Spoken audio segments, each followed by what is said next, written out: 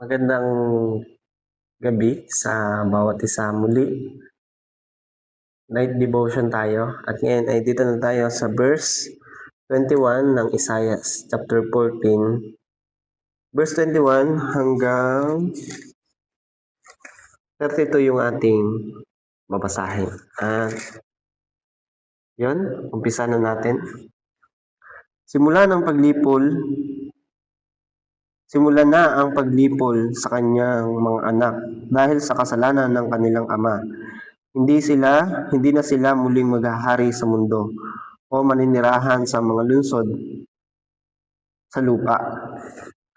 Sinabi ni Yahweh na makapangyarihan sa lahat, uusigin ko sila at uubusin ko ang natitira sa kanilang lahi. Buburahin ko rin ang pangalan ng Babylonia. Gagawin ko siyang isang latian at tirahan ng mga kuwago. Pawalisin ko siya at pupuksain, sabi ni Yahweh na makapangyarihan sa lahat. Sumumpa si Yahweh na makapangyarihan sa lahat. Mangyayari ang aking balak, matutupad ang aking layon. Lilipulin ko ang mga taga-Syria. Verse 24 hanggang 25, ang nakita kong aral dito, kung tayo man ay mapagmataas sa ating kapwa, kapag ang Panginoon ang kumilos, wala tayong magagawa. Kung tayo man ay mapagmataas, didisiplinahin niya tayo sa kanyang paraan. At walang makakahadlang or walang makakapigil. At kung tayo naman ay nagpapakabuti sa kanyang layon para sa ating buhay, kung tayo ay naglilingkod sa kanya, kung tayo ay patuloy na nananampalataya sa kanya at patuloy na nagtitiwala sa kanya, yung bagay na yon ay ikabubuti natin sapagkat tayo ay nagpapakabuti sa kanya, tayo ay naglilingkod sa kanya at kilos siya sa ating buhay. Gagamit siya ng mga tao upang tayo ay pagpalain. Yun yung nakita kong aral dito na sana ay naunawaan nyo. Kaya ang aral na aking natutunan dito at nakuha sa verse 24 at 25, tayo ay huwag maging mayabang o mapagmataas sa ating kapwa. Dahil kapag ang Panginoon ang kumilos sa ating buhay upang tayo ay disiplinahin, wala tayong magagawa at walang makakapigil. Verse 26 na tayo. Anuhin ko muna tong verse 25. Ulitin ko lang ulit. Verse 24 to 25. Sumumpa si Yahweh na makapangyarihan sa lahat. Mangyayari ang aking balak, matutupad ang aking layon, lilipulin ko ang mga taga-Assyria. Sa aking lupain, dudurugin ko siya sa aking kabundukan. Palalayain ko ang aking bayan sa kanilang pang-aalipin.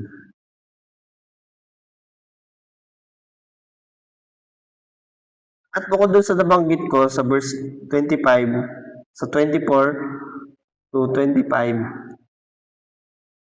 ito yung isa pang may aking natutunan.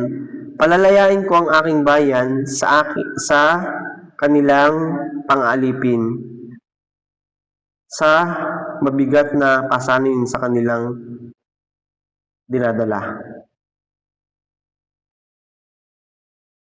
Kaya tayong palayain ng Panginoon sa problema, sa sitwasyon na hindi natin alam kung bakit natin nararanasan, kung patuloy tayong magtitiwala sa Kanya at kung patuloy tayong mananampalataya sa Kanya at kung palagi natin siyang uunahin sa lahat ng oras. Dahil sabi dito sa talata ng verse 5, palalayain ko ang aking bayan. Kaya, yun, kung tayo patuloy na magtitiwala sa Kanya, patuloy tayong mananampalataya sa Kanya, may magagawa ang Panginoon sa ating buhay upang tayo ay pagpalain niya. Or tulungan sa ating problema.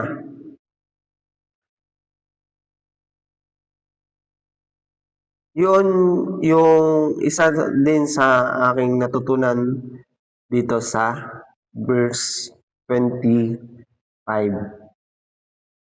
Kung patuloy lang natin palalawakin ang ating kaisipan, kung babaguhin natin yung ating pananaw sa ating buhay, sa tulong ng Panginoon, ano man ang maging sitwasyon natin, ano man ang maging problema natin, basta lagi nating isaisip na lagi nating kasama ang ating Panginoon, magkakaroon tayo ng wisdom. Yun, yung gusto ko po sanang ipaunawa sa inyo at sana po ay naunawaan niyo po. Verse 26, ito ang gagawin ko sa buong daigdig. Parurusahin ko na ang lahat ng bansa. Sino ang tututol sa pasya ni Yahweh na makapangyarihan sa lahat? Sino ang pipigil sa kanyang pagkaparusa? Ang mensaheng ito'y nahayag noong mamatay si Haring Ahas. Huwag mo munang ipagdiwang bayang Filistia ang pagkabali ng pamalong inihampas sa iyo, sapagkat sa lahi ng ahas maaaring lumitaw ang ulupong at mag-anak ito ng lumilipad na dragon.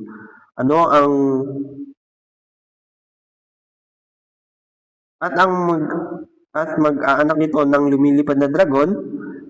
Ang mga mahihirap ay bibigyan ko ng pagkain at ang mga nangangailangan ay panatag na mamamahinga. Papabayaan kong mamatay ng gutom ang iyong lahi at lilipulin ko ang matitira. Mananangis kayo, buong bayang managhoy, ang lahat ng mga lungsod ninyo'y mayayanig. Manginginig kayo sa takot, Filistia.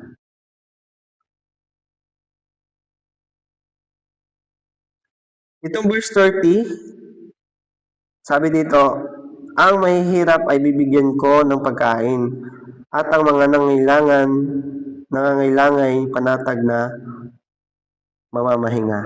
Ang ganda ng talatang ito, no? Itong verse na to, ang mahihirap ay bibigyan ko ng pagkain. Ang mga nangangailangan, panatag na mamamahinga. Ang aral na aking natutunan dito at base sa aking pagkakaunawa, sa verse 30, kung tayo ay nangangailangan ng kapayapaan, ng wisdom, kaisipan na malagpasan yung problema, kung meron man tayong problema, salamat sa Panginoon kung hindi tayo nakakaranas ng yung grabeng hirap sa problema. Salamat sa Panginoon sapagkat kung hindi tayo nakakaranas ng ganon dahil patuloy tayo pinapatnubayan. Pero doon sa mga tao na nagkakaroon ng problema na halos hindi na natin maintindihan, lalapit tayo sa ating Panginoon, kung tayo mananalangin sa Kanya, kung tayo mananampalataya sa Kanya magagawa, meron siya magagawa para sa atin. At maganda rin na humingi tayo ng panalangin sa ating kapatid na nakakilala sa Panginoon or sa ating pastor. Kung pakiramdam natin na, alam mo yon, na hindi na natin kaya talaga, pwede tayong humingi ng panalangin sa ating pastor na gumagabay sa atin, na ginagamit ng Panginoon sa ating buhay. At yun, verse 31, mananangis kayo, buong bayang managhoy, ang lahat ng mga lungsod ninyo'y mga iyayanig sa takot, Pilistia. Nabasa ko na pala itong verse 31. At yun, verse 32 na tayo.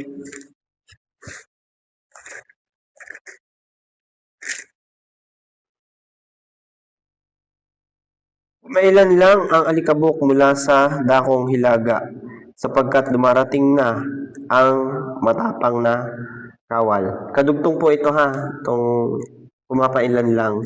Verse 32, ano ang isasagot sa mga mensahero ng bansang iyon? Si Yahweh ang makapangyarihan, si Yahweh ang nagtatag ng Zion at ang mga kaaway at ang